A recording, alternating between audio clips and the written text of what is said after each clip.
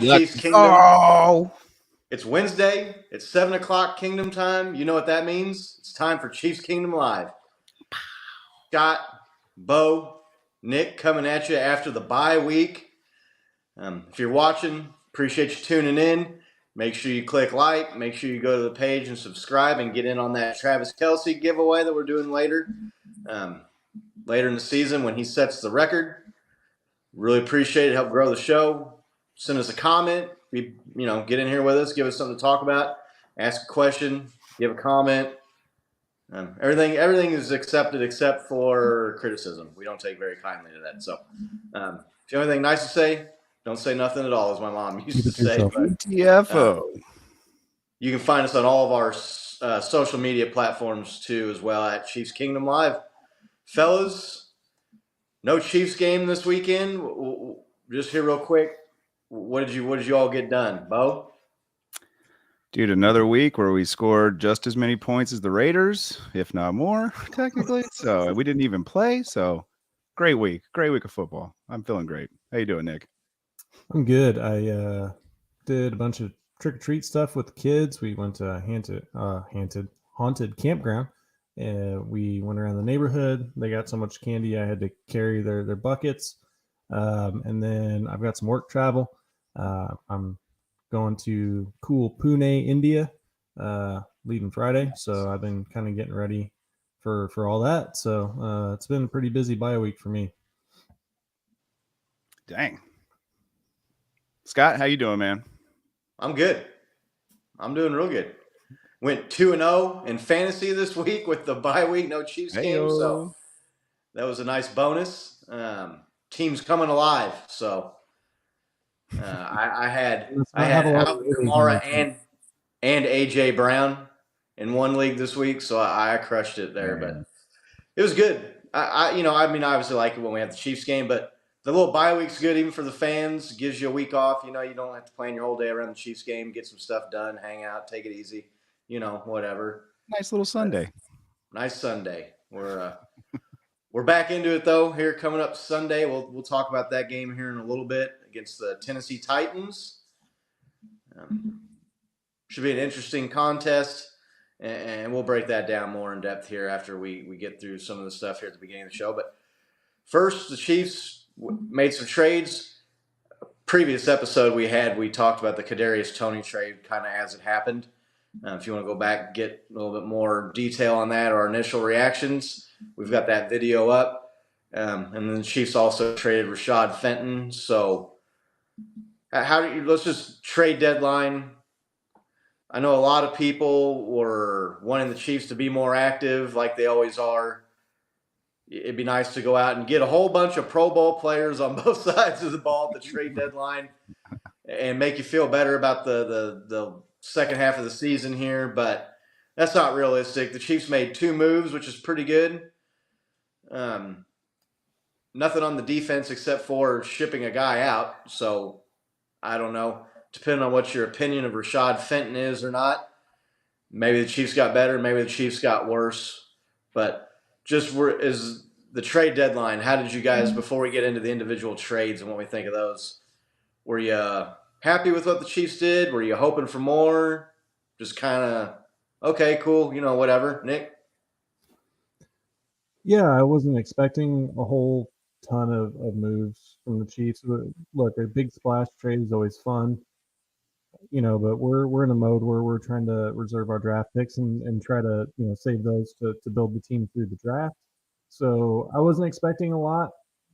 So I'm all right with where we're at, and we have a pretty killer team. I mean, everybody's sitting there saying it's like the Bills and the Chiefs, and then even with the Eagles being 7-0. Sorry, I know I got friends out there in Philly, but everybody's saying the Bills and the Chiefs look like they're leagues ahead of everybody else, and so I feel good, man. Looks like Big Doug's in the comments. Just real quick here, welcome, Big Doug.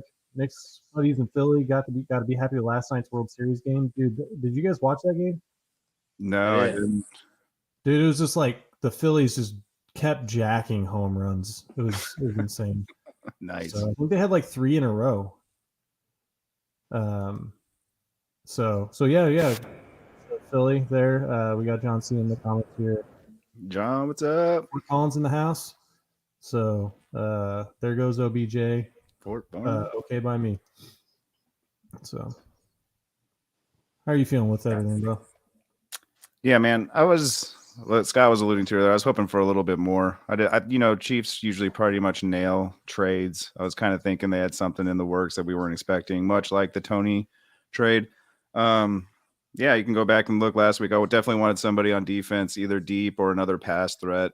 There's still some moves they can make, right? Like giving Fortson away, or Fenton, giving Fenton away, like cleared up a ton of cap space, I think. So now we could, make some free agency moves if we wanted to. There's that option, I guess. But yeah, I was expecting more, to tell you the truth. I was kind of surprised they didn't make some like last minute witching hour move, to be honest. Yeah, I know a lot of people, a popular name that we didn't get before we get into the guys that, the guy that we did get, but a lot of people were really looking for the Chiefs made to make a move for Josh Allen from the Jaguars. Defensive end. What's up, John V? Good to see you, buddy. His 49ers got back on track. I bet John V's feeling a lot better this week than he was last week. So congrats there, John. They look like a different team, that's for sure. Yeah. Well, when you're playing the Rams and not the Chiefs, you're going to look like a lot different team. So, but yeah, I looked into the Josh Allen thing. I put a tweet out. He has the same number of hurries and sacks as Frank Clark. And I want to say had 5 or 6 more pressures, QB knockdowns. But that was with like over 100 more snaps played than Frank Clark. And word was that the Jaguars had been looking for like a first-round pick possibly. Is anybody on this show or anybody watching going to give a first-round pick for Frank Clark right now? I wouldn't. Yeah, no, I don't think so. Hell no. There's more that goes into it. He's younger. Maybe he has more potential to catch fire. But, yeah, I think it was better to make no trades than to make bad trades. And from what was being reported for some of the guys the Chiefs were rumored to be interested in, I think teams were just wanting too much for him. So I'm all good with not making a trade rather than making a bad one. Yeah, and essentially, man, we just traded, a 6th round for a 7th, kind of, and when it's all said and done, get the 7th round instead of a 6th with that Fenton deal. Yeah. And so we lose a 3rd round compensatory, and we just drop a round pick. So, it's not that terrible. And overall, I like what they did. Yeah. The move they did make, we'll just kind of go over this again real quick. Like I said, we have our previous episode where we discussed it more in depth, but Kadarius Toney, trying to see what John's saying. Saying blow that comment out of your ass for me real quick. Yeah, I see it. The game still counts. Yeah, 6 days and they got that much healthier. But anyway, Kadarius Toney comes over to the Chiefs for a 3rd and a 6th round pick. He's a guy that had a lot of hype coming around him being a 1st round draft pick 2 seasons ago with the Giants. Perhaps was a little underwhelming. Definitely did not live up to the 1st round pick that they spent on him. But that's the Giants. And I know the Giants are kind of resurgent this year, but they got Saquon Barkley back. They got a new coaching staff. They've got a new head coach, the guy from Buffalo. They brought in Dable. Dable, and then they brought in the Chiefs quarterbacks coach, made him the offensive coordinator. So that team's made a lot of changes this last year. Toney, it's kind of weird because he wasn't playing so far this year because they were saying he was hurt. But then after the trade, he was like, I'm not hurt. I don't know what they're talking about. I'm ready to go. So kind of some confusion there, but Andy Reid said he was healthy in his press conference today. Right. He said he's healthy, ready to roll. And they released a picture of him on Instagram, dude, and the dude is jacked. I showed it to my buddy. I was just like, look at this guy. He looks like a anime character, dude. Like it's Right. I wish I could get paid to work out all day and just chisel my body, but unfortunately I don't. So Kadarius Toney, what we kind of gave our expectations when we did the show there right after the trade was announced. But for those who maybe missed it, just real quick, what are you guys' thoughts on what you think Toney brings? What do you kind of expect out of him? Are you excited? Maybe not as excited about Toney, Nick? So I'm a little more excited now that I've kind of watched some other reactions. So maybe I'm letting media hype creep in a little bit, right? Like Pat McAfee, their show, they were pretty hype about him coming to the Chiefs, calling him Tyreek Hill 2.0. I guess that was kind of one of his comps in the draft. But yeah, it's mid-season, right? He doesn't know the offense, so he's going to be a nice piece to add to our team. And then, yeah, Scott, we can draw you some abs, bro. I've got abs. They're just under about an inch and a half of fat. So I've got a six-pack right behind the pony keg. That's what I tell people. Right, there you go. Anyways, I don't know. This trade also kind of seems like maybe they're looking for next year. They've got some options on his contract if he plays out. Maybe he's like a next year's replacement. Maybe this means they're going to move on from Mecole Hardman, right? But yeah, I mean, I'm anxious to see. I'm cautiously optimistic, but he's played 12 games in 2 years, and he's had one really good game that he was also thrown out of for punching somebody, and then maybe there's some questionable character moves there. Him maybe saying he's hurt, now he's not hurt, but I don't know. I mean, we'll see. I think we're talking over under 300 yards, and I think that's like a good measuring stick for him, for this season. So, Bo? Yeah. I'm a little bit more excited, I think, than you are. I think he looks great. I mean, all I'm seeing is highlight reels, right? I didn't watch like the whole game or anything. I did see the punch that you're talking about, but yeah, let's get some fire in there. He looks fast. He looks strong. He looks good when he's healthy, right? It's weird because like I'm glad you brought up the Pat McAfee show. They talked a lot about like on that show about like the culture in the locker room and stuff and what players do for that, or just what the culture of the locker room does to the player itself, right? And I was thinking like, man, what if like New York's locker room's just not there, or like some kind of rift between there, right? And he's just limping along on an injury, he's getting paid to like work out, as Scott said. Go to the Chiefs where he might have a chance of winning. Well, hey, I feel better, like I like it, dude. I'm excited to see what's going to happen. I think even though you brought up he doesn't really know the offense, I mean, it's not hard to run 5-7 yard slants and be like a cover speed guy. So I mean, I think that's what we're going to see from him. I think they put him in the first game, kind of like a Sky Moore, like we see him 10 reps maybe. But I wouldn't expect much this first game. But it's with the picks just not to see Sky Moore returning punts. You think they put him in? They had him fielding punts in practice, from what I saw. So, yeah, I mean, shit.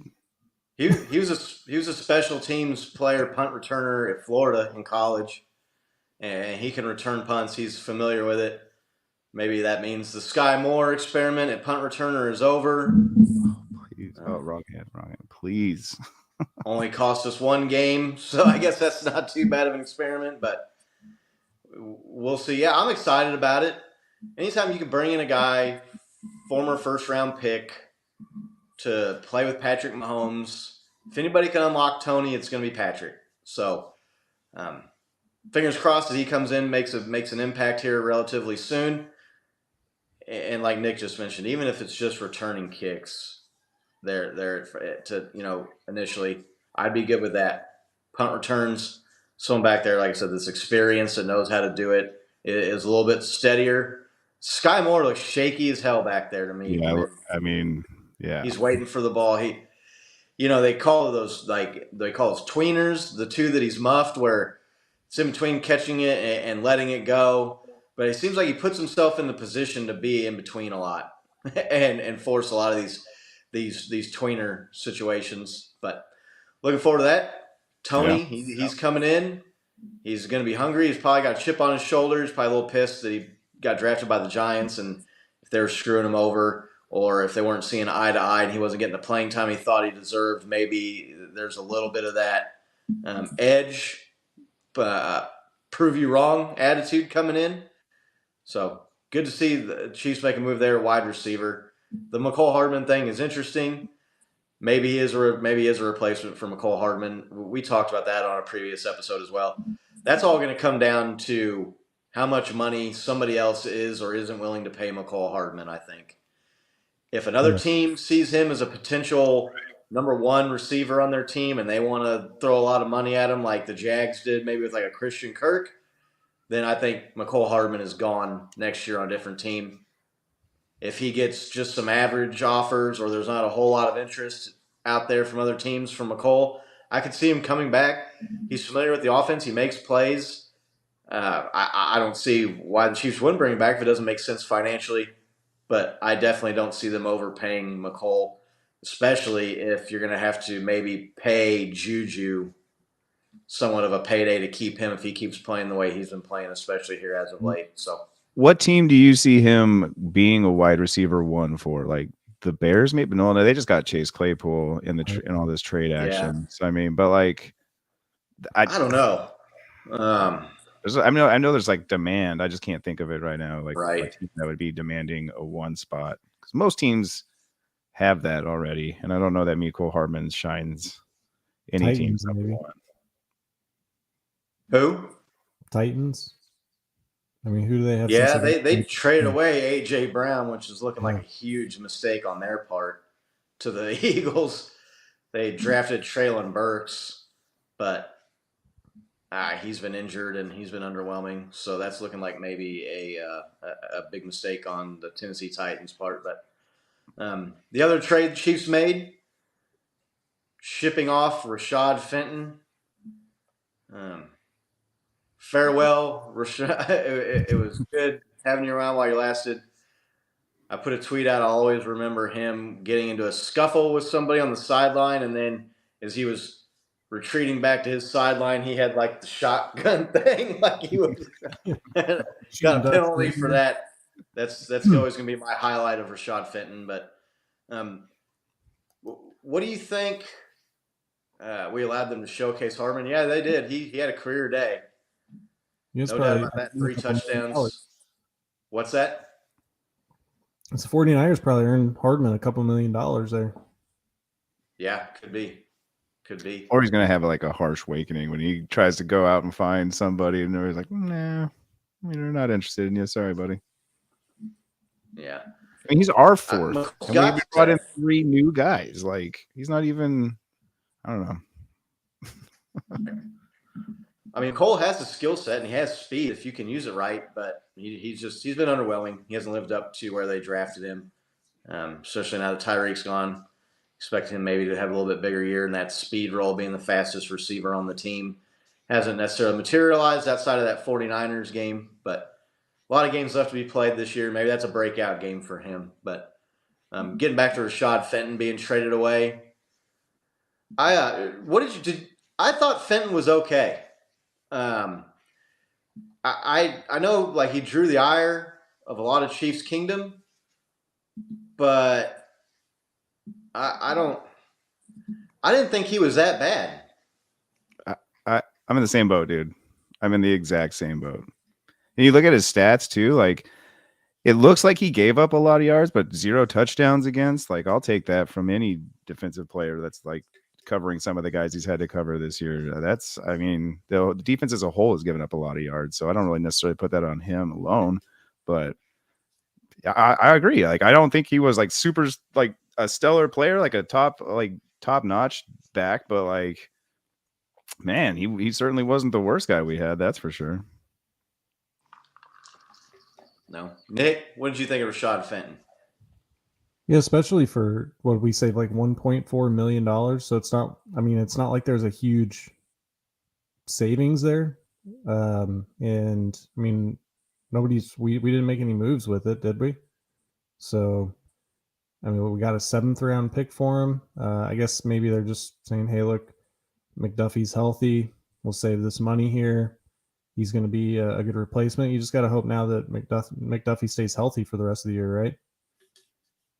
But I mean, he wasn't a terrible player, but I mean, he's like your average replacement level cornerback, right? I mean, I guess what the Chiefs are probably thinking is we could probably sign somebody and get that kind of production for, less money off the street if we really needed to. But I mean, I didn't think he was terrible. So Scott, were you talking with somebody about like the cap space that gets cleared up, that it's used for like operating expenses essentially for the team or something like that? Did I hear you say Yeah, something? well, when the Chiefs redid Kelsey's deal, there's just things that, like injuries. If you have to elevate someone off the practice squad, you have to start paying them like the minimum salary. So you have to have some room to maneuver with during the season. Gotcha. So that helps there a little bit. Couldn't be like 4.8 million or whatever we have though. In my mind. No, probably not. Probably not. Maybe they thought they had a deal with somebody that fell through too, or somebody came in at the last minute and out offered the Chiefs. Who knows? I did not hear that, John. See, I thought I checked the injury report. There was nothing today. I thought, maybe if you did in practice, maybe it hadn't shown up on the injury report. I don't know. We'll have to keep an eye on that. If anybody's got more info on that, let us know. Shoot that info over to us. But are you setting us up for a joke, John? It could be. It could be. But here's the thing that worries me about the Rashad Fenton trade. The Chiefs, outside of L'Jarius Sneed, have all rookie cornerbacks now on the team. Like, yeah. You're going against Josh Allen and Diggs, and you're going against Tua and Tyreek possibly down the road in the playoffs, Burrow, Chase in the AFC. Having all rookies in your secondary, or at the cornerback, I shouldn't say secondary, because although they do have Cook, Brian Cook, the safety, he's a rookie. They got a lot of inexperience in the secondary. And I'm not saying the guys aren't good. I'm not saying that they're bad, but they're inexperienced. And to have that many rookies with possibly some of the matchups you'd be looking at in this conference going down the stretch and into the playoffs, that has me a tinge concerned. I don't know, Nick, what do you think? Is that something that you noticed?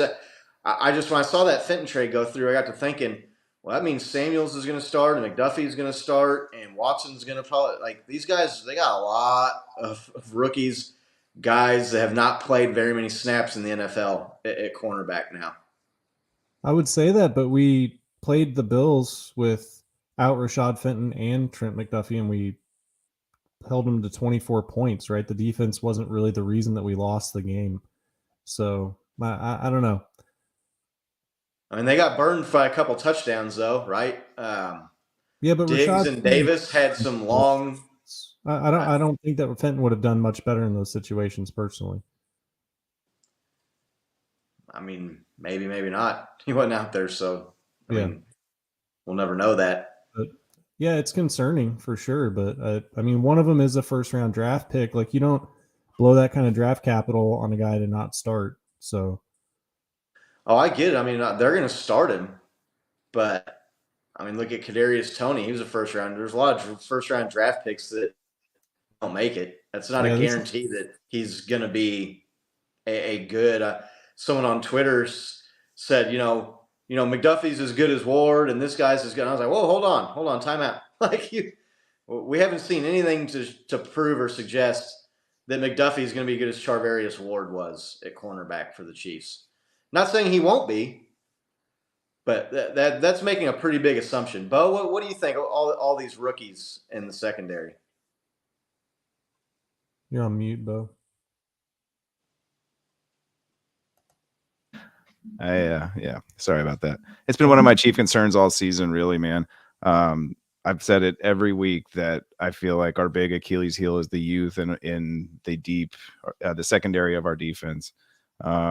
And to your point, I haven't seen anything from McDuffie that would be like, yeah, that guy's, we should definitely keep him out there all the time, right? Like, he's been hurt most of the season. Rookie. I mean, there's a certain momentum you get in the season, like a certain, like feel you get to playing all these games that he's missed, that he's gonna have to catch up on.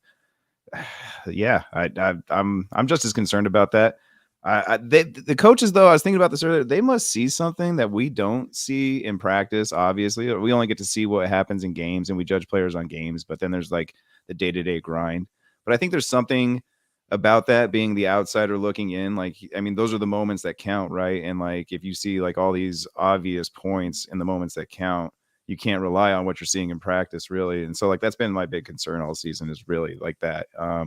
Luckily we don't have like crazy big threats ahead of us the next couple of weeks, that these guys all get some good experience, and they got some good experience in the 49ers and the Bills, to Nick's point. So yeah, I'm 50-50, but I'm definitely concerned about the youth back there. Yeah, I mean, if you get into the playoffs, and you got to figure, if you Dolphins, Bengals, Bills make it, they'll cannibalize each other a little bit. I mean, probably one of those two would play themselves before they play you. But I mean, if you're the Chiefs and you go divisional round, Tua and Tyreek, and then championship round, Allen Diggs or Burrow Chase again, and you got rookies out there, it's a little concerning. Again, I'm not, ringing the alarm bell here and saying the Chiefs season's over, they can't do it. It's not that level of concern, but it's definitely got my attention. Yeah, it's weird about those two teams specifically, right? The Bengals and the Dolphins. Is like those two teams are so hit or miss, and when they're on, they're on, and when they're off, they're just completely off. And for some reason, when they play us, they're always on. So, like, I agree with you, man. Like, having rookies against a team that's trying their absolute hardest against you is like, yeah, a bit concerning. We'll see. We got to trust the defense and the coaching staff and the personnel people to make the right decisions. This team's been to 4 straight AFC championship games and been to 2 Super Bowl and won a Super Bowl. So they get the benefit of the doubt, but it's just, like I said, it kind of raised my eyebrows a little bit when I started looking at the cornerbacks on the depth chart. I was like, rookie. Like, damn, Yeah. it's a lot of rookies. But hey, if they're good and they can, and getting some reps in and they learn, and a couple of these guys pan out, you've got really good cornerbacks at the rookie contracts the next few years. That could help in a lot of other areas when it comes to signing players and extending guys, and maybe keeping a guy like a Juju around. So something to watch moving forward. Did you get the poll up this week, Nick? I did. Well, this goes back, kind of backtracking a little bit here, but this goes back to the Kadarius Toney trade. I put this out after they signed him. There was people, I was seeing a lot of smatterings of people that were happy, upset, kind of just, in limbo about it too. So I wanted to get the pulse on Chiefs Kingdom and what they were thinking and how they were feeling about that trade. So what was their initial grade reaction to the trade? It's like a B plus, A minus. Yeah, somewhere in a B plus, A minus range. No D's or F's. Definitely didn't look like any of my report cards, but looks like a couple of people maybe gave a C there, which is, it's average. It's not great, but not terrible. B and an A. So Chiefs Kingdom is, I'd say, cautiously optimistic about the trade. Trade deadline's gone is gone, now. It's come and gone. So, before we start, we'll get to the Titans game here in a minute. Just real quick, outside of the Chiefs, and maybe some people watching in the chat here, were there some trades that were made around the league in other areas that kind of caught your guys' attention, that maybe surprised you, or you thought were good or bad moves by other teams, maybe even in the AFC? Yeah, definitely. I put the banner up just now. Claypool to the Bears, I thought was just interesting because I always thought Claypool was a stud. I've had him on my fantasy league a bunch of years. When he had a good quarterback throwing to him, when he had good Ben throwing to him, dude was amazing. And then he had bad Ben, and then the dilemma that's been going on this year with their quarterbacks. But no, Hines to the Bills, I thought was a crazy move for the AFC, dude. Like, we've already played a really tough Bills team that's really good at throwing the ball. Now they have a guy that's really good at running the ball. So it's just like, damn it, that team just got a little bit better, and we're probably going to have to definitely play them again in the playoffs at some point. And then Chase Edmonds going to the Broncos, I thought was hilarious. The Broncos lose their stud linebacker, Bradley Chubb, and Denver gets Chase Edmonds, a mediocre running back. So it's just, I thought those were interesting moves. Nick? Yeah, I thought Claypool to the Bears was interesting because, I mean, the Bears, like, kind of DOA right now, aren't they? They're trading I for don't know. I think they're making moves. I mean, sorry, go ahead. Justin Fields has kind of come alive here in these last few games. They beat the Patriots. They took the Cowboys to the wire, scored, 30 points, almost 30 points, or right at 30 points against that really good Cowboys defense. Bears maybe getting up off the mat a little bit here.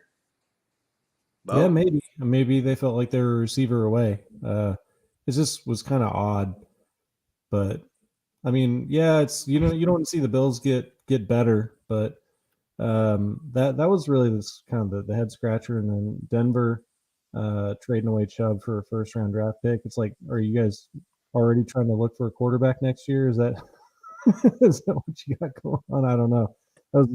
Their scouting guy must be a Chiefs fan or something, dude. The moves they're making are just great. Just like, yep, keep giving away your talent. Keep doing that. Keep bringing in people like Russell Wilson. Give away Noah Fant. Let's do it. Yep. So let's see. We got I don't know if Lego, my Ego's been on the show before, but welcome to the show. Nice.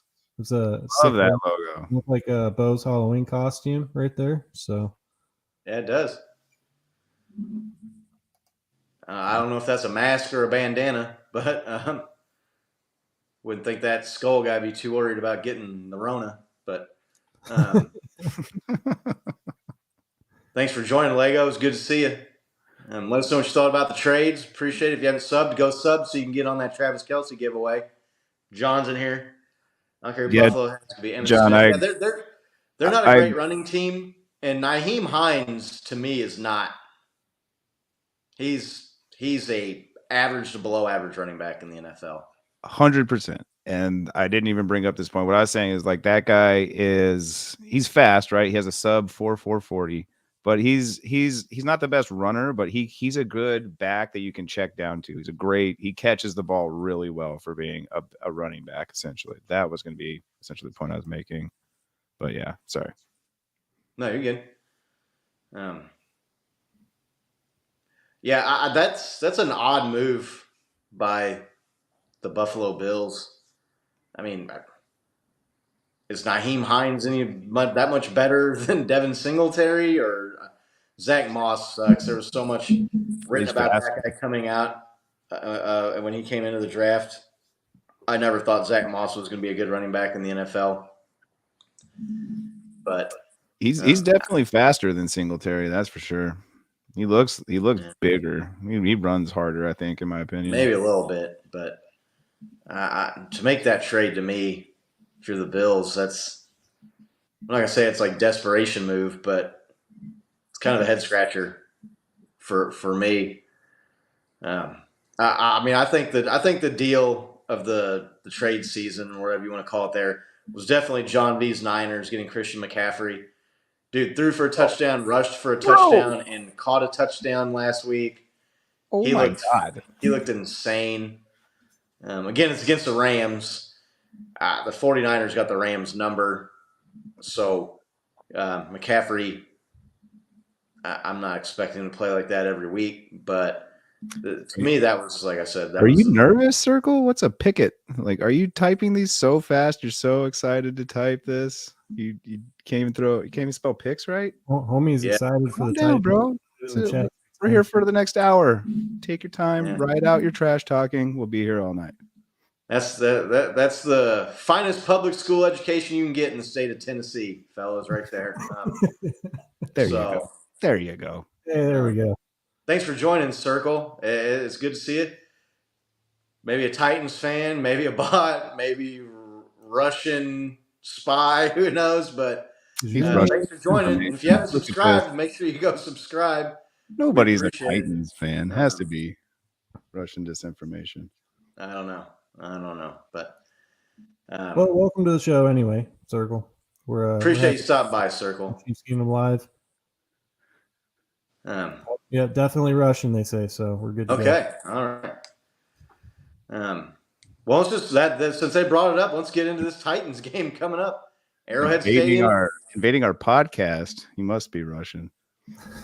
I don't know who the Russians are. Are they like the Russians, or are they? That's interesting. Anyway, Titans game Sunday at Arrowhead. The Chiefs, because they opened this game as like a 12-point favorite. Yeah, it's at 11 right now. You might have to kick Circle Blast out there, Nick. I think we're getting a spammer maybe or something in there. I don't know what that is, but he's just excited. It's okay. There's no comparison between Kentucky and Tennessee. John C. So you saw like they opened this Titans game as a 12-point favorite? Did you see that? I think maybe it's down to 10 now. It was at 11. Were you as surprised about that number as I was? Yes and no, right? Not after the performance that they had after San Francisco, but Vegas always knows something I don't, right? I don't think I'd ever give them 11 points just because I'm so cautious as a Chiefs fan, but they must know something. They must know like Tannehill might not be coming back, or I know Henry's kind of hurt. He's had limited practices, so a little shocked that they gave him 11 points though, especially when like they were only given like 7 or 8 against the Colts and they lost to the Colts. And yeah, then they haven't covered many spreads this year, so yeah, a little shocking actually. Nick? Yeah, 12 points is a lot, especially for going up against another 5-2 team, right?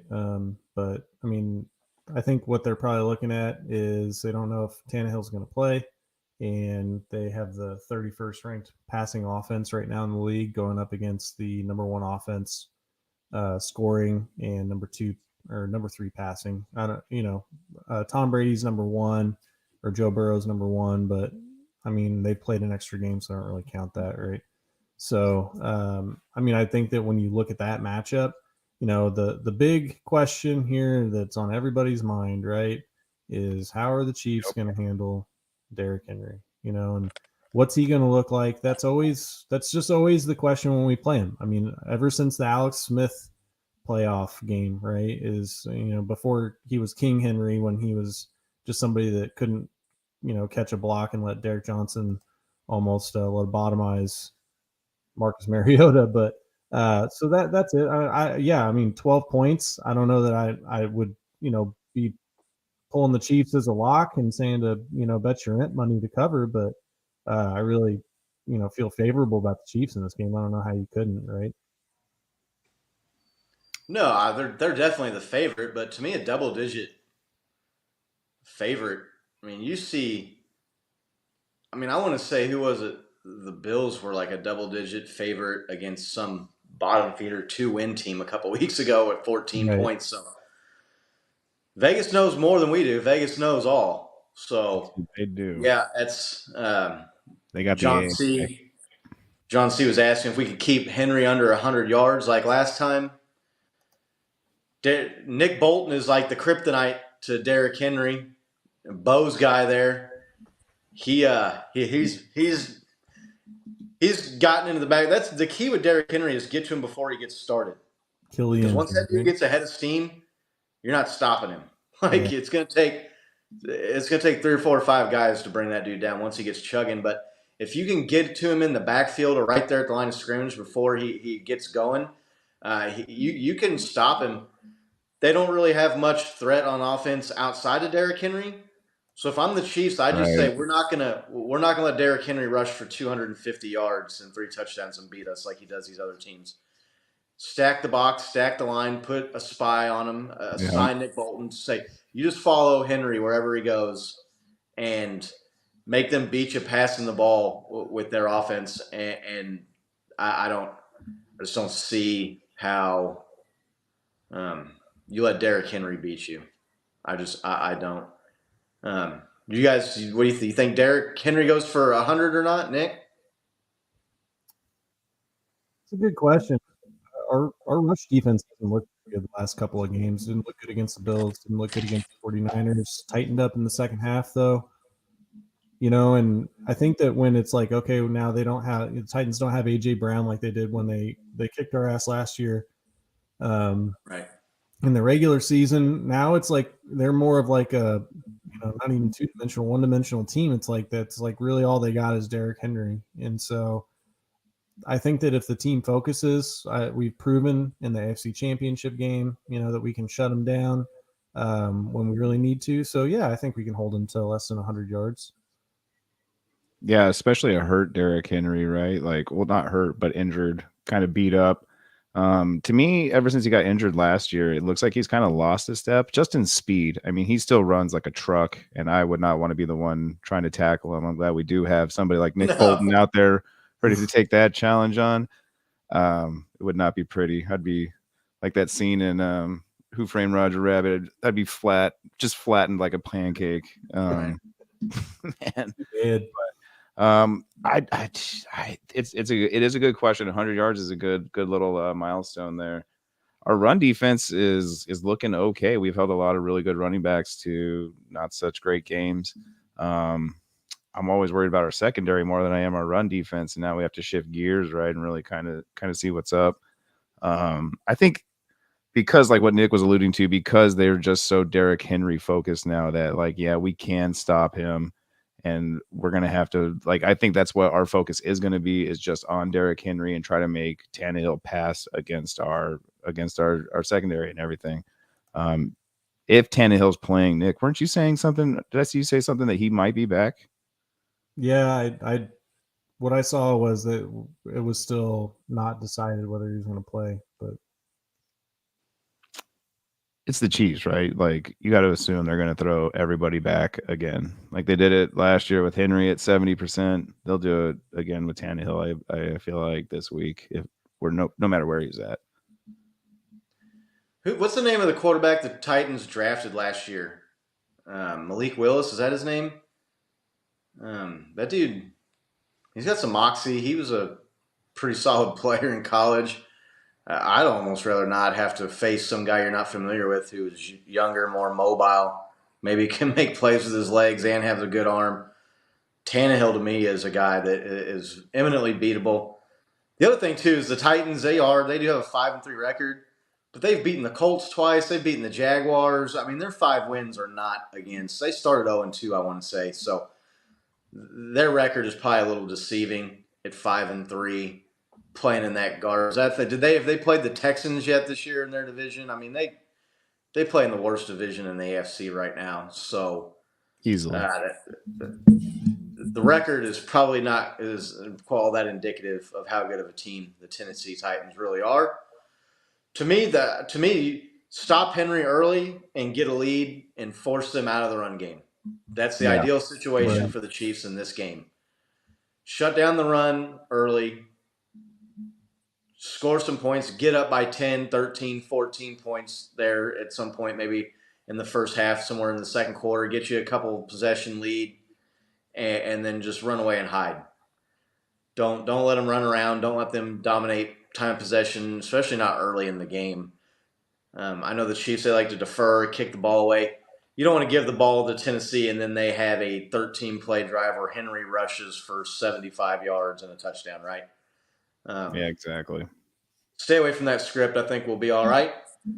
What do you think of Lego's question here about the Titans defense and how our receivers are going to match up against them?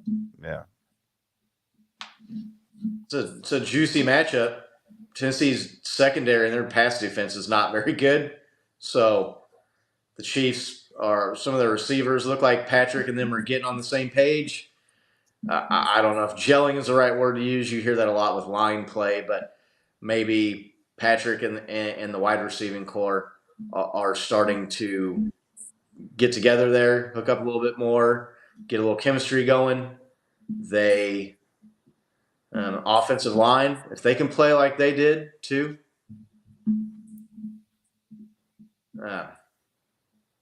Bo keeps switching the logo at the top corner. I'm trying to say it up there. Patrick. It says Patrick. Nah, it's Patrick. Right. Patrick. Yeah, I saw Patrick up there in the corner. I've got our keys to the kingdom we could throw up if you guys want to take a look at them. So, so Chiefs versus Titans, right? Offensive points per game. Chiefs are scoring almost 32 points per game, which is first in the league, versus the Titans are just under 19, 24th. So obviously the Chiefs offense much better. It's crazy. The Chiefs are going up against another top 10 scoring defense. So the Titans are averaging just under 20 points a game given up to their opponents, where the Chiefs are at almost 25, which is ranked 23rd. Rushing yards per game, you had to throw it up there with Derrick Henry, right? 138 yards per game, ninth in the league for the Titans. I think that number is, if you were to sample like the last few games, I think Derrick Henry's having a better last few games than he had to start the season. But rushing yards per game here, we have the Chiefs at 107, 23rd. We obviously know that we've had some struggles running the ball. But man, passing offense, the Chiefs were second in the league at 296 yards per game. And the Titans, less than 150 yards per game passing. And if I was Vegas, I'd look at that and I'd probably think, yeah, the Chiefs are going to win by 2 touchdowns. Right? So maybe that's where you get the 12 points right there. They just can't keep up with what the Chiefs are going to do offensively on the field unless their secondary can do something. But better defensive units have tried and failed, right? So, and then Bo asked me to throw this one up there. Tight end receiving yards. This is crazy, right? Like our tight ends. This is not just KELCE, but tight ends combined 650 yards and 9 touchdowns to the Titans, 2-11-2. So how our tight ends match up in doing this game could be one of the keys to how we win. And then we had head coach said he would cut off his penis. Cut off his penis for a Super Bowl win. Chiefs, no. Titans, yes. I think I don't know. Like that's something that you want your coach to say if you feel good or not. But I think that's an advantage for the Chiefs there. So, oh shit! I didn't even know he had said that at any point. Oh god, that's good. Yeah. So, man, yeah. I look at this and I just feel like our passing offense is just so good. That's why I'm not really concerned about this game. Yeah, and going back to that question that Lego was talking about our receivers going up against their defense, not worried about it at all. Because, like, for one, I feel like Andy Reid and Bieniemy are just gonna like toy with all the weapons they have. I mean, like our receiving core is so stacked right now. And then I know like the big thing of the week has been Andy Reid off of a bye week, right? And let's face it, the guy gets it. He's 20-3 for his career, right? He's 12-1 when playing at home. He's 8-1 with Mahomes. That's including the playoffs, obviously. Like, I think what sets him aside, though, is like what really makes Reid different, right? What I've been hearing is like I watched his press conference today, and he says he lets his coaching staff take a couple of days off, like in a row on bye weeks, which I think is completely underrated in the NFL. I've heard so many other organizations kind of like brag about working all the way through their bye week is almost like a badge of honor of sorts.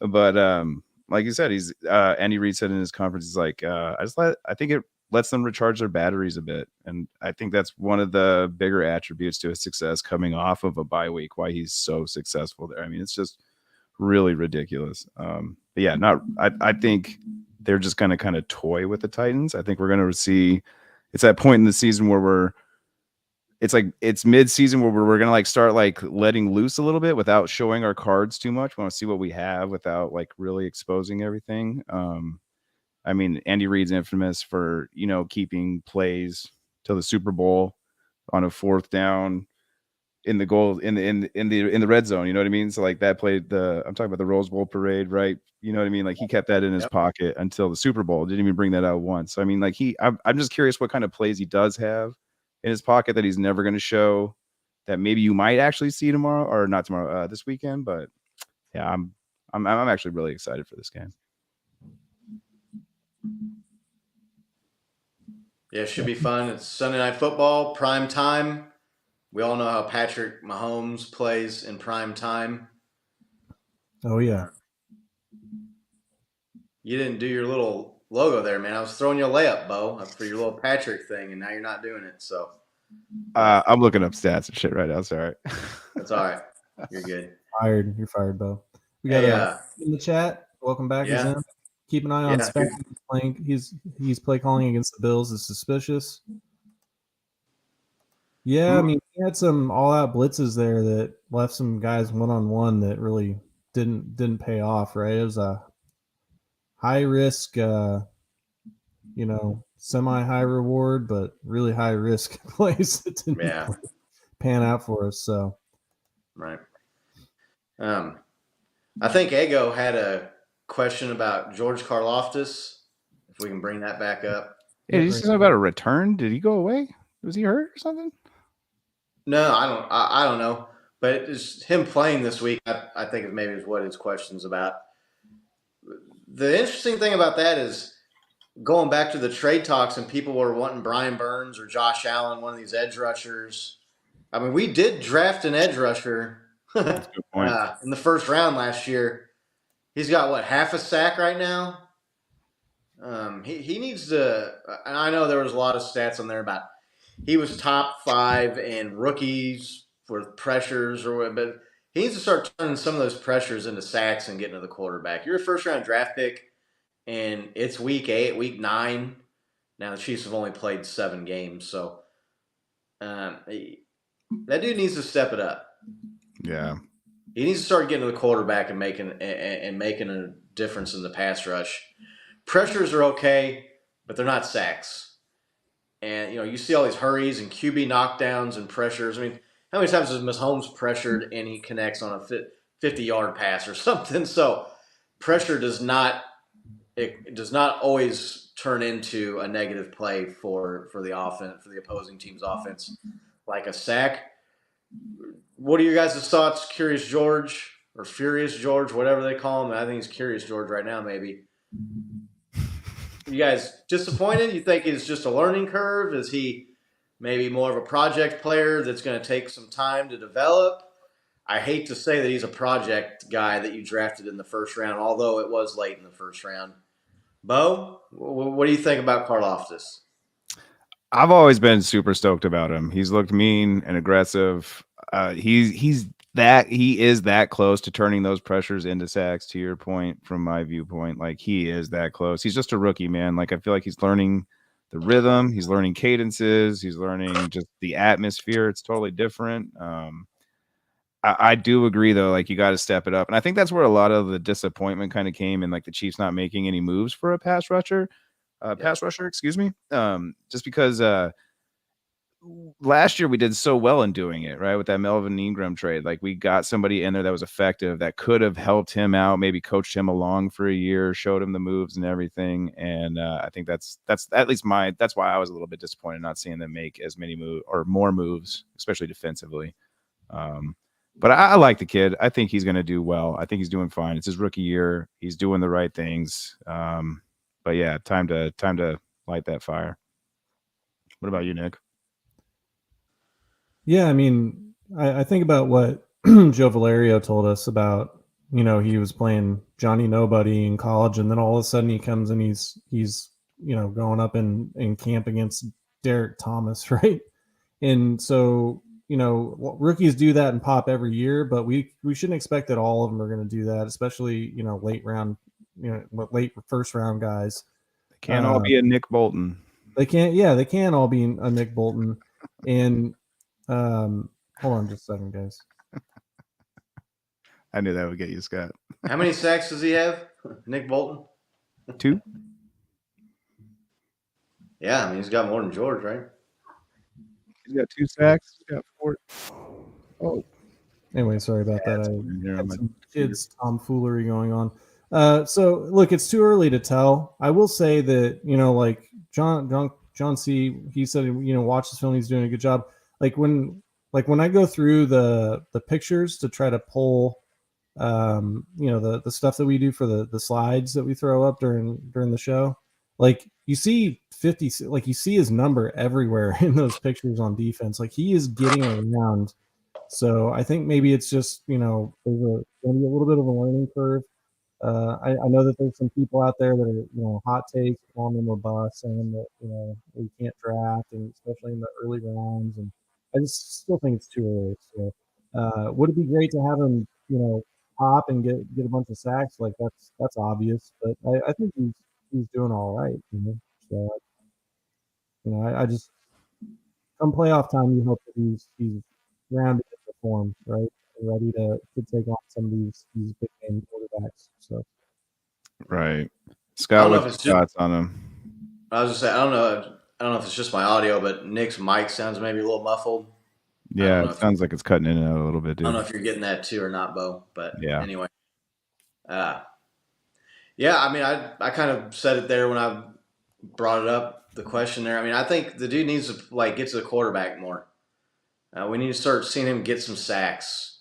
Turn these hurries and pressures into sacks and negative plays for the offense. I get that there's more to the position than just sacks. Okay, I know setting the edge, playing the run. There's more to it, but he's an edge rusher. He's a defensive end. Those guys, they make their hay rushing the quarterback and getting the quarterback on the ground and setting the offense back. So, again, not going back to the rookie cornerbacks earlier. Not saying they can't be good or they won't be good, or I think that they're lost cause or there's busts, but it's a little concerning that he hasn't maybe been a little bit more productive and gotten into the box score there with sacks than he has. But yeah, and I get it, he's a later first round draft pick, but he's still a first round draft pick. Still one of the top 30 players picked in his class. So Yeah. hopefully he can step it up. I think he needs to. I don't. You talked about Spags leaving guys one on one. I mean, he wouldn't be doing that if he wasn't having to come up with all these blitzes to get pressure on the quarterback. The Chiefs have struggled to get pressure with 4, which is crazy to think about when you've got a guy like Chris Jones. I know, Should be right? drawing doubles and should be creating opportunities for these other guys to get to the quarterback.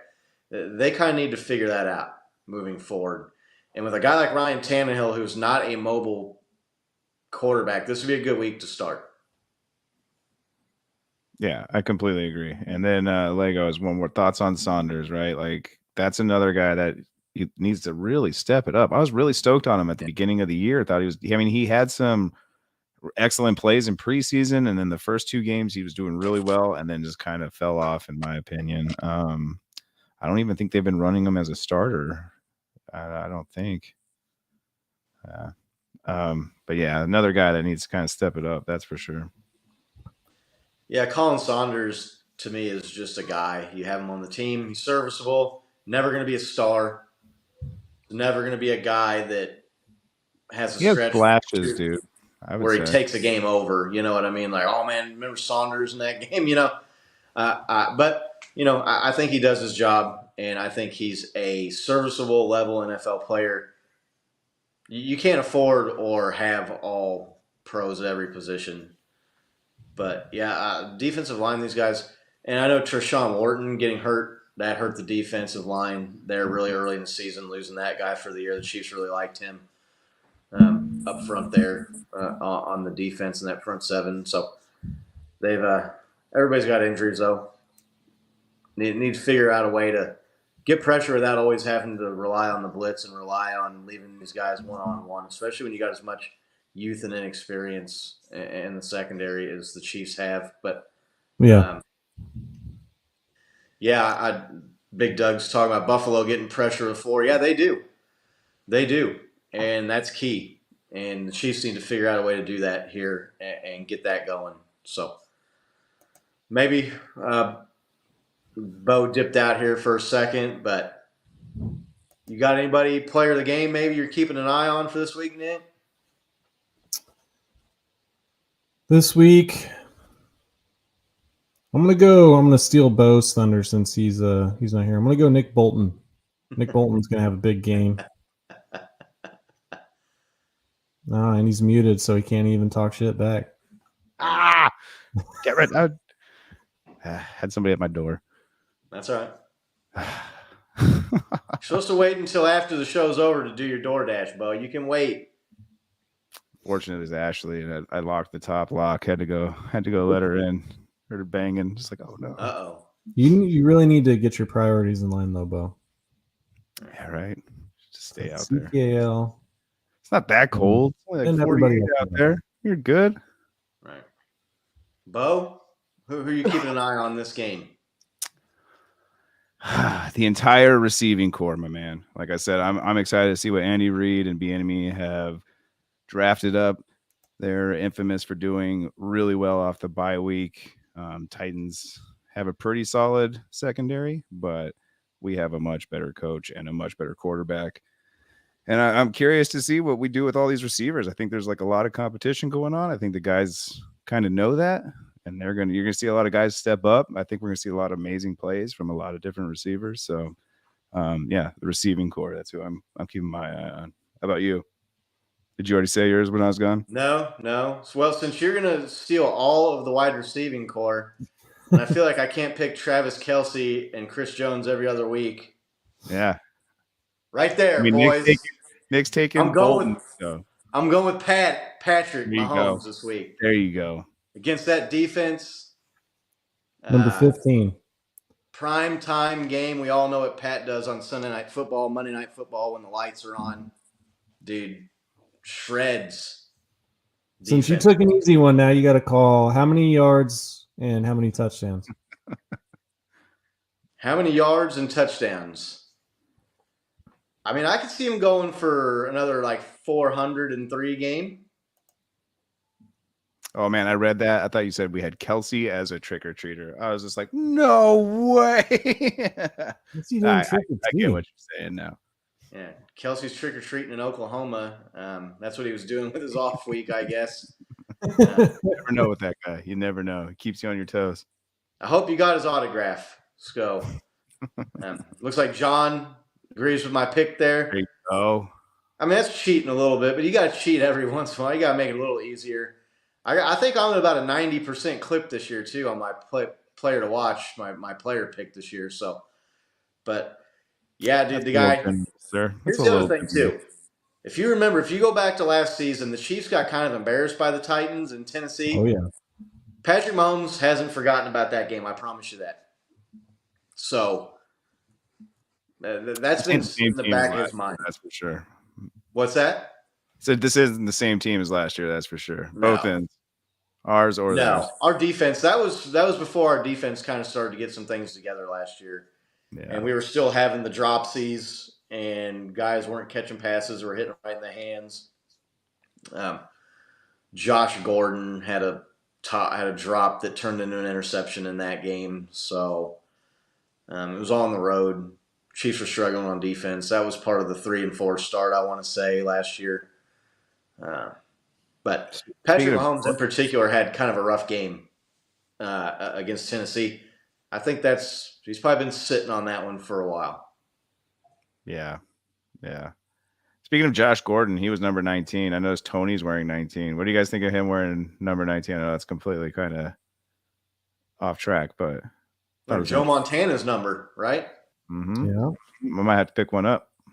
You can't roll. You can't be rolling 19 and not performing. So, yeah, I'm kind of a jersey nerd. That's why I'm asking. Whatever they want to call those people or call us, I'll include myself in that group. 19's an all right number.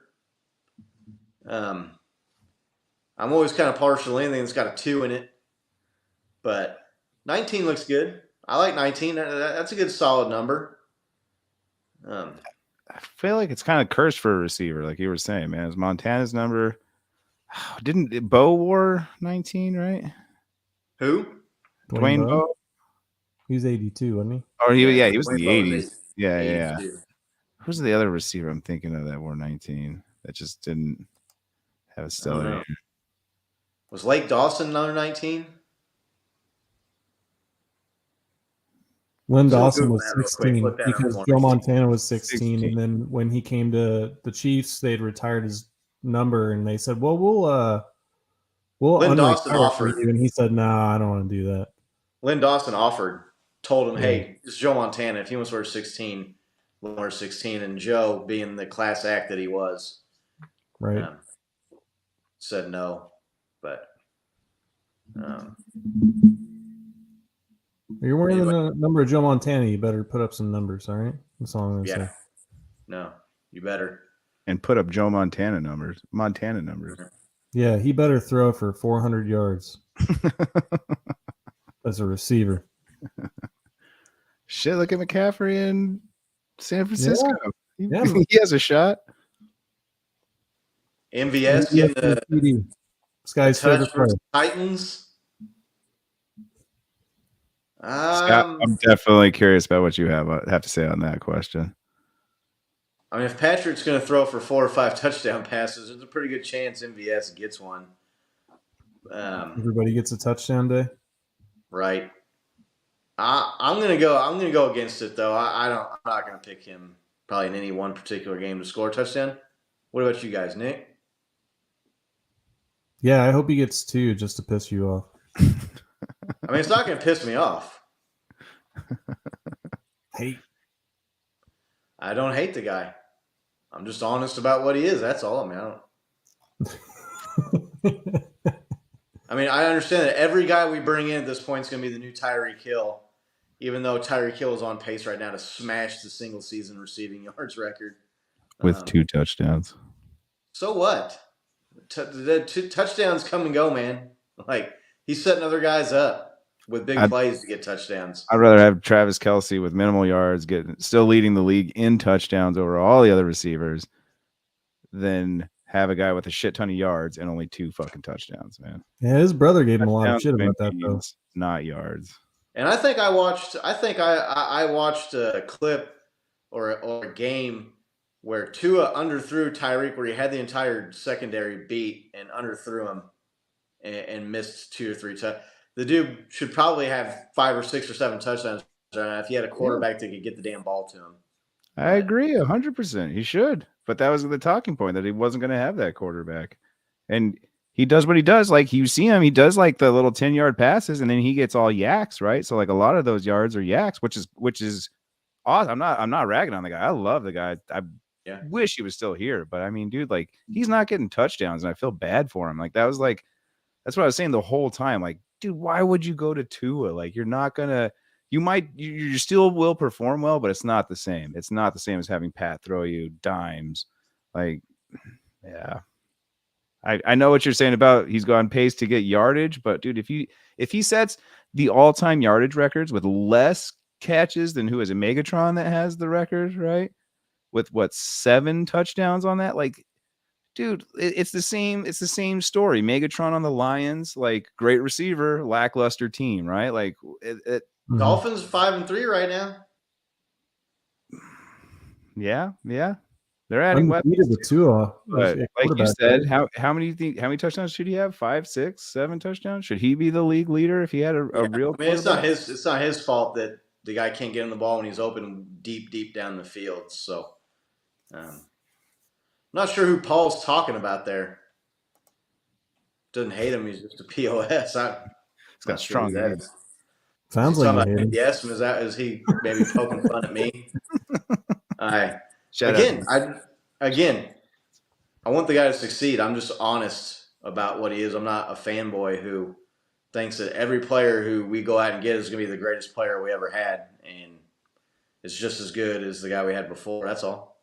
What sucks is just keeping it real. He set such a ridiculous bar, though, right? That's what sucks. Is like he's always going to be like anybody who has any success or is sub 4.3 40 yards is going to be compared to Tyreek instantly. Like he's set that bar, and like who knows how long that bar is going to be up there for.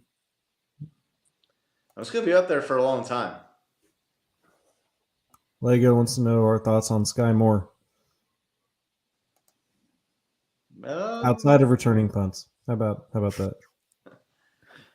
He's made some plays, but he also got thrown under the bus for Patrick's interception against the 49ers, not running the right route or not running the route right, not running it correctly. He's a work in progress. He's a project guy, right? He's He's a raw talent that the Chiefs are trying to mold and come along with. So made some big catches on third down in that Bills game. We ended up losing that game, but he played well. I mean, I'm encouraged by what I'm seeing with him. I would love for him to have come in and lit it up and been more productive than he has been. But I mean, I think it's coming. To that point, do you think that's why we went and got Tony? Because he wasn't as productive as maybe we would all hoped. I'm kind of thinking that. Yeah, I don't know. I read that Andy Reid was saying that they were talking to him about trying to trade for Tony. You know, Brett Veach was talking about it earlier, like in the offseason, and then just couldn't make it work. So it seems like they've been trying to get that guy maybe for a while, and finally the deal worked out. But yeah, John, what are you doing? You just backing out of our show, man? Right. Dude, the last 30 minutes, nothing but 49ers talk. You missed it all. All of it. Right. And I was loving up Christian quote for McCaffrey. the main bullet point was fuck CNC. That's what it was. No, dude. He dominated last week. Crushed it. God, that guy's good. He's a cheat code in fantasy football, that guy, man. So good. Dude.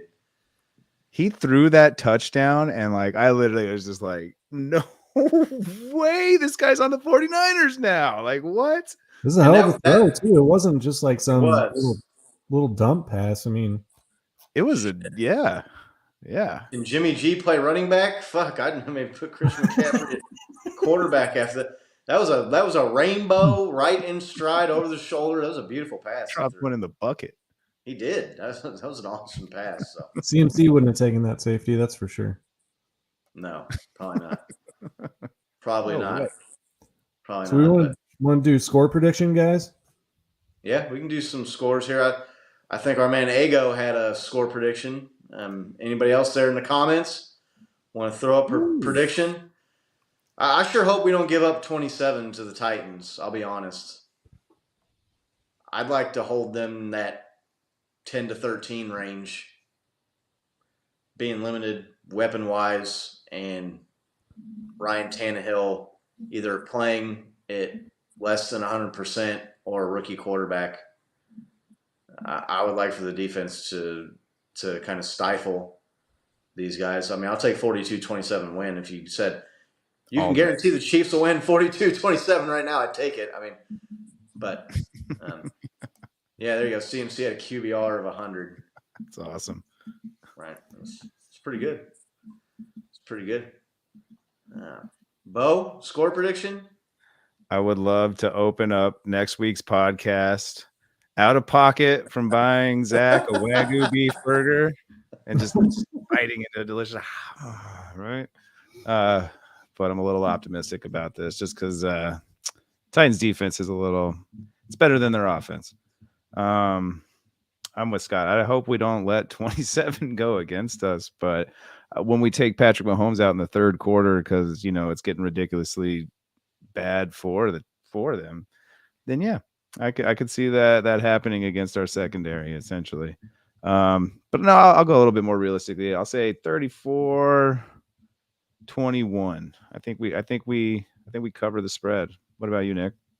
Ooh, we got John C. He's picking a big win, 44-17. I'll take that all day.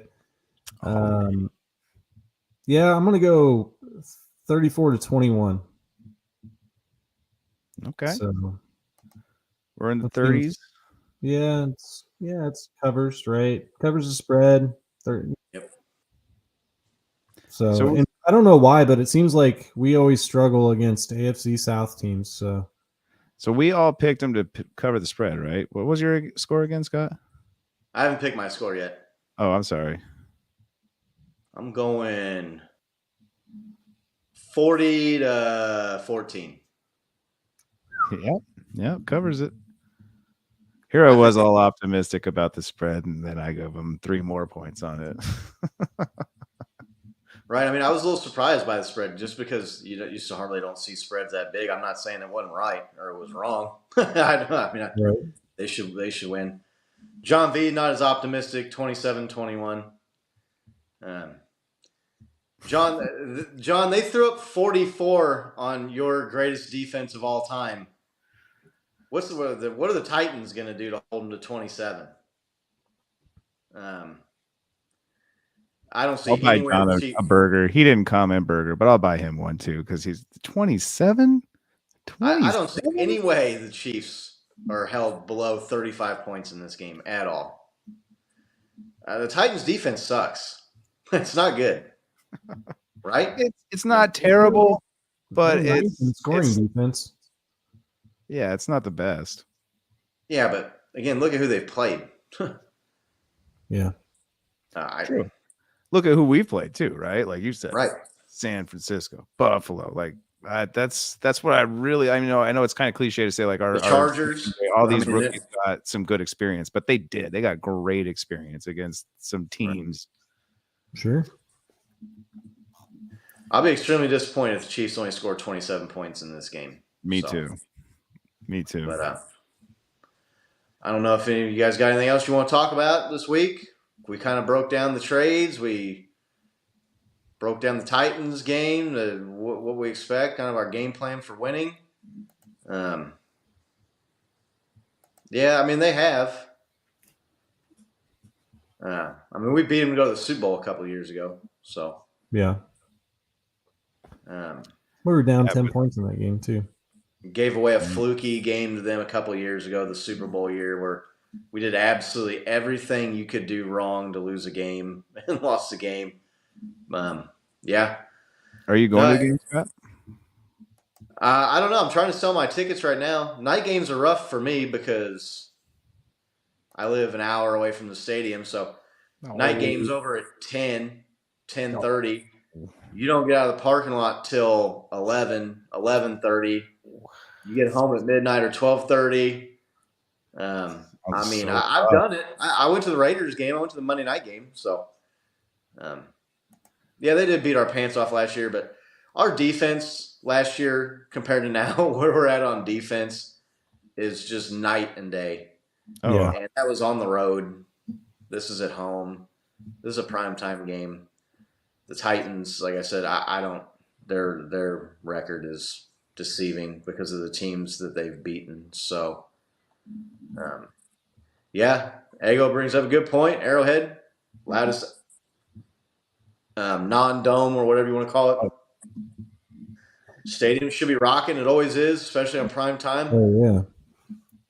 You know, it's funny I say that because night games are my favorite to go to. I like nighttime football best. But please go. Please go. It's just rough, man.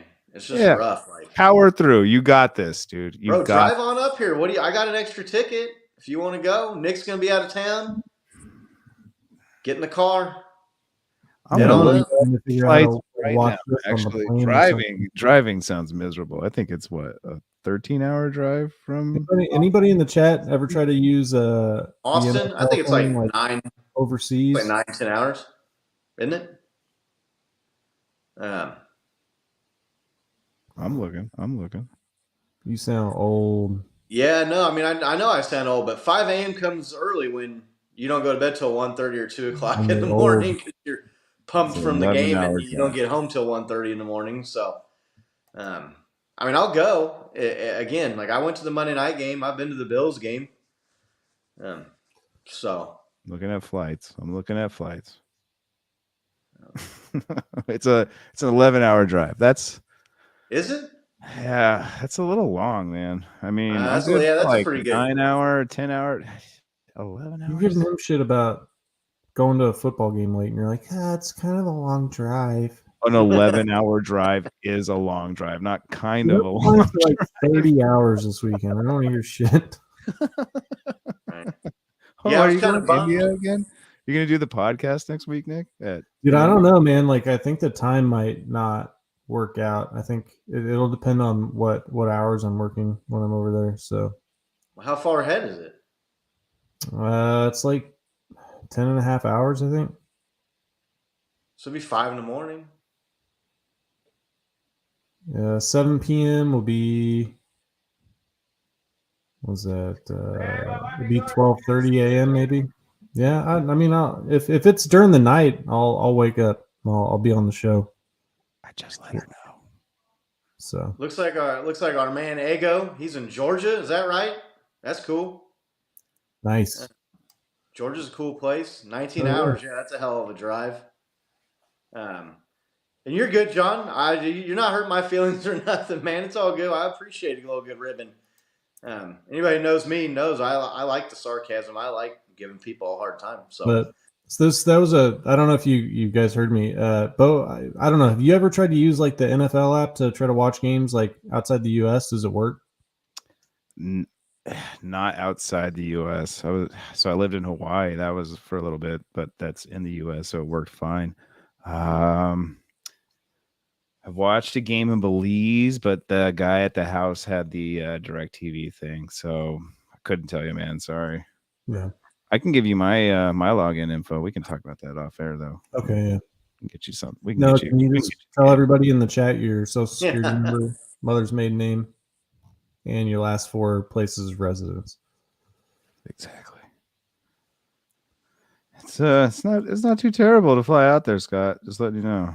I'm gonna look into it tonight. You want to go hit me up?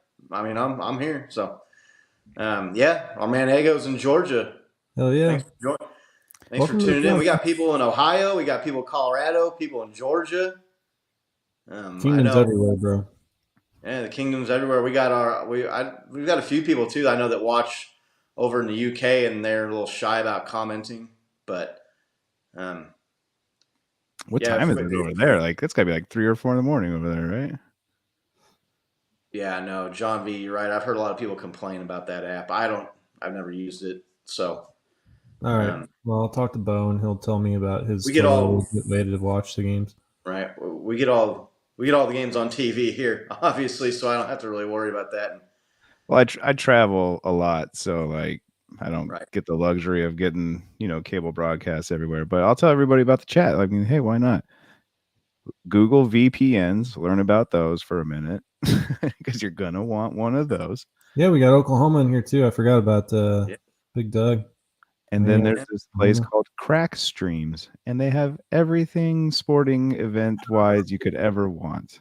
Allegedly, totally safe for your computer too. Yeah. Well, that's why you're gonna want one of those VPNs and Google how to run one of those. Okay, so yeah, no, I'm already getting VPN. Yeah, if you're the average computer guy, do not Google the second place I told you about. Google the first one and study up on VPN. Oh no, John V, it is very much alive, sir. I think it's .biz now. It's not a .com or an org or anything. No, it's a little. While I'm over there, I'll try to send some pics of me wearing Chiefs gear. Maybe it's some places I go to, and we can get them up on the Insta and on Twitter. Account. I have to say account because when I say the Twitter, I sound like an old man. Right. Did you write the banner that says "We're on the internets"? We are on the internets. So. But hey, we got some new people in the chat. If you guys like the show, make sure you like and subscribe. But we've also been putting out some bite-sized clips, so go check those out. And if you like them, send them to maybe some of your other friends that that are Chiefs fans. Right? It's like a 5, 6 minute, 10-minute video. So we've been getting a lot of views on those. They've been doing pretty well. So make sure you like and share those. We're just trying to grow the channel.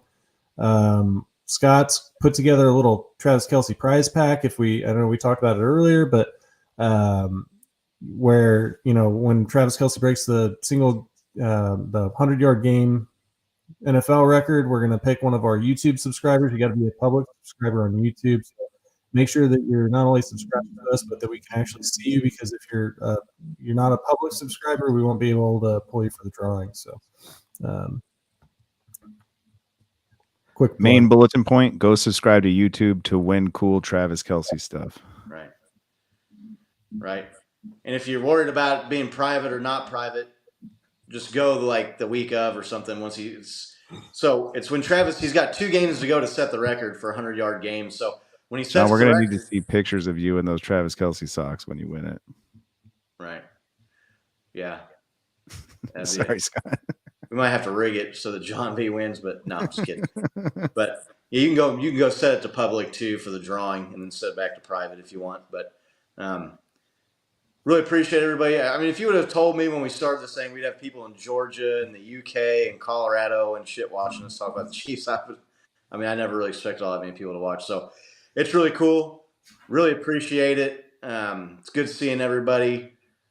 John Ego, our man Zim was in here. John V, as always. John C, all the Johns. Laney, Big Doug. Didn't see Dylan. I saw PJ. It looked like Paul Vogel was in here. So Yeah. good to see him. Yeah, like Nick said, make sure you like, make sure you subscribe, get in on the drawings, help grow the channel. Thank you, everyone. If we could get some money rolling in on this thing, we could do more giveaways and hook Chiefs Kingdom up a little bit more because, like I said, we're not a low budget production. We're a no budget production. So all this stuff's coming out of our own pocket, but it's a lot of fun. We have a great time doing it. Thanks everybody again for watching, for subscribing, for liking. One man show. If you got Twitter, go. I put a picture of one man shows. Pretty dope. Chiefs Arrowhead jack-o'-lantern out on the Twitter page. Got a bunch of likes on that. People thought that was pretty cool. So yeah, it was dope. That was dope. Thanks for tuning in here at the end. Really appreciate it. It's been a lot of fun. Sunday night football from Arrowhead Stadium. Maybe Bo and me will be there. I don't know. Maybe not. But until then, until next Wednesday, everybody take care, have fun, be safe, and let's go Chiefs. Let's go Chiefs.